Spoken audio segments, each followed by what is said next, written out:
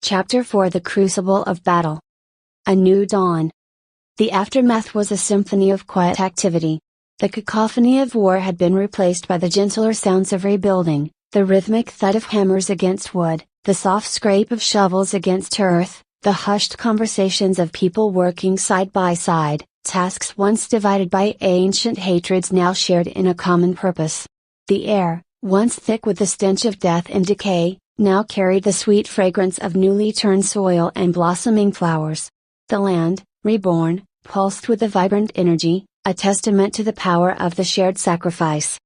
Gia and Lysander, though physically weakened, moved amongst their people with a newfound strength, a quiet authority born not of force but of shared experience and profound empathy. They had become living symbols of reconciliation, their mere presence a balm to the lingering wounds of war.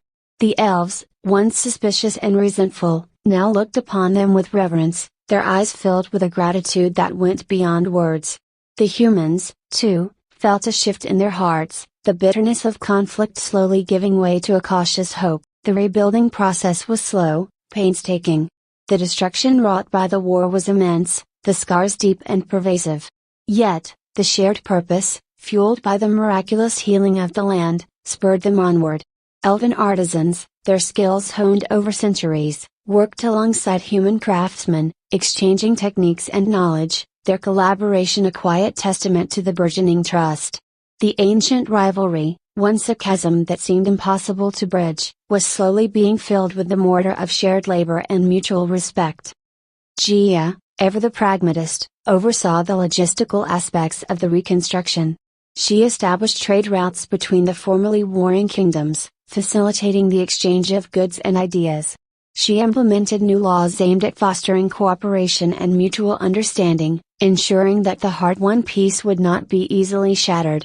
She established schools where children from both kingdoms would learn together, fostering a generation free from the prejudices of the past. Her every action was a testament to her belief in the power of unity, her vision guided by the shared sacrifice that had healed the land and transformed her own heart. Lysander, meanwhile, focused on healing the emotional wounds of the war.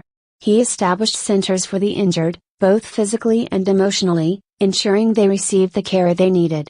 He worked tirelessly to address the trauma that had permeated the lives of the survivors.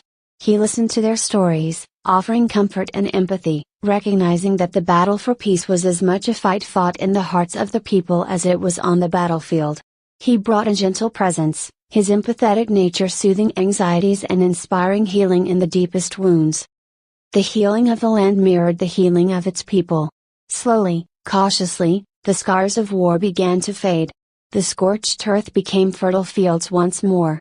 Forests, once ravaged by fire, were reborn, their trees reaching for the sky with renewed vigor. The sacred groves, once desecrated, were restored to their former glory, once again pulsating with the ancient magic of the land.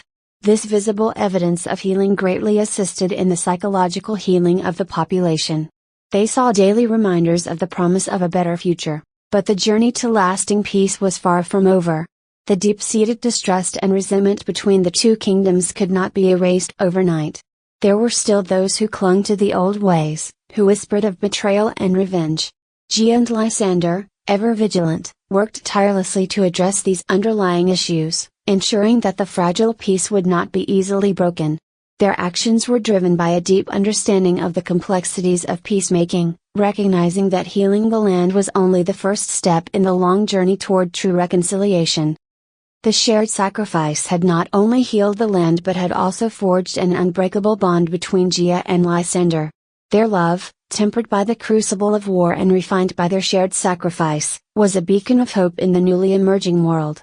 They faced the future together, hand in hand, facing the challenges with a shared understanding and determination born from facing the brink of destruction together. Their journey, though arduous, demonstrated that sacrifice is not the ending, but the beginning of a new path, a new chapter. Their love became the embodiment of hope, inspiring not only their people but also those who had once been their adversaries. Their shared vulnerability, born from the ritual's demands, strengthened their connection tenfold. There was an understanding that went beyond words, a silent communication that was both comforting and powerful. Their physical exhaustion had given way to a profound sense of spiritual connection, their love now interwoven with the very fabric of the healed land. Their story, though born from war, became a legend, passed down through generations as an example of the power of love to overcome even the most entrenched hatreds. Years passed, and the scars of war faded further. New generations grew up knowing only peace, their lives shaped by the legacy of Gia and Lysander. The two kingdoms, once locked in a bitter struggle for survival, flourished as one, their economies intertwined, their cultures enriched by their newfound unity. Trade flourished, creating an exchange not only of goods and resources, but also of ideas, beliefs, and traditions. The old divisions, once sharp and stark, blurred into a vibrant tapestry of shared identity and cultural exchange. Gia and Lysander, now hailed as the architects of peace, continued to guide their kingdoms toward a brighter future. They ruled not through force, but through wisdom, compassion, and the unwavering belief in the power of unity.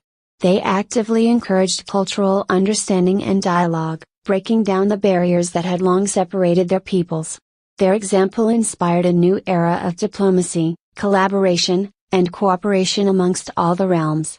Their reign marked a time of unprecedented prosperity and peace, proving to all that ancient hatreds could indeed be overcome with love, sacrifice, and an unwavering commitment to building a better future. Their love story, however, was not without its challenges. The shared sacrifice had left its mark, altering their perceptions of time and mortality. They had tasted the infinite, glimpsed the depths of sacrifice, and their understanding of life and death shifted profoundly. Yet, this shared experience only deepened their bond, fortifying their love against the storms of life.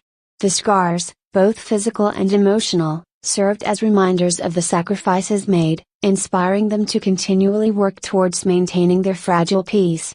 They had tasted the depth of loss and the sweetness of rebirth, and this made their love stronger than ever.